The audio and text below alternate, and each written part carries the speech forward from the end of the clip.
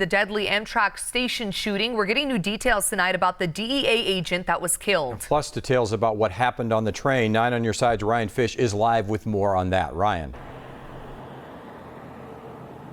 Pat and Heidi, today the DEA identified the special agent who was killed in yesterday's shooting as Group Supervisor Mike Garbo. He was with the DEA for 16 years. A DEA administrator in a statement saying in part, quote, Garbo's operational expertise, mentorship, and leadership were legendary in the Tucson community and, quote, above all else, he was a devoted and loving father and husband. Now, a criminal complaint was filed in federal court, and we acquired this complaint today here at the federal courthouse. It paints a clearer picture about what happened yesterday. It identifies one of the suspects as Devontae O'Keefe Mathis and another man identified by the initials DT. They were both passengers on yesterday's train traveling from LA to New Orleans. DEA agents had a list of names of passengers on the train arriving in Tucson. That list including those two men. After a search of bags, the men had denied belonging to them.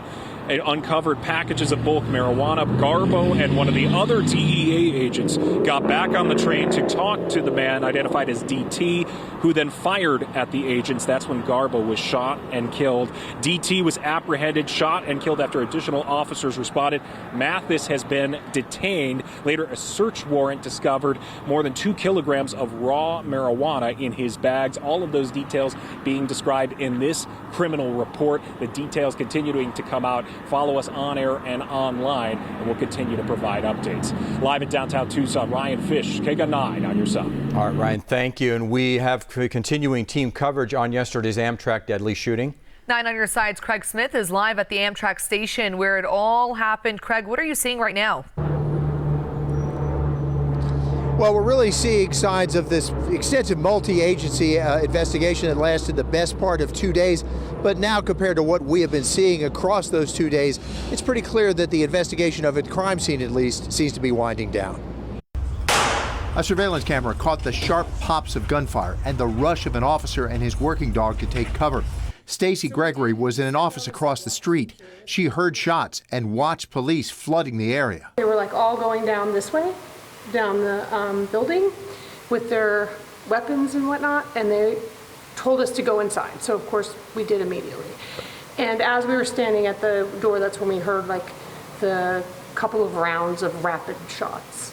And we knew then something horrible was really happening. Soon, police reported a drug enforcement agent dead, an agent wounded, a TPD officer wounded, and a gunman dead. After a day of examining the scene, investigators allowed Amtrak to remove the locomotive and most of the passenger cars, but left the car involved in the shooting. They dropped the crime scene tape on the east end of the train station. That allowed a view of the platform where we could see luggage apparently left behind when passengers rushed off the train. Amtrak crews were preparing to return that luggage to its owners. Now, the station building does include several businesses, and they are in the area where the crime scene tape has been removed. There's still crime scene tape back on the west end of the station building, near where that train car still is. Now, those buildings were forced to close while the scene was sealed off, but the surrounding streets are open now, and those businesses do appear to be free to open. Reporting live, Craig Smith, KGUN 9 on your side.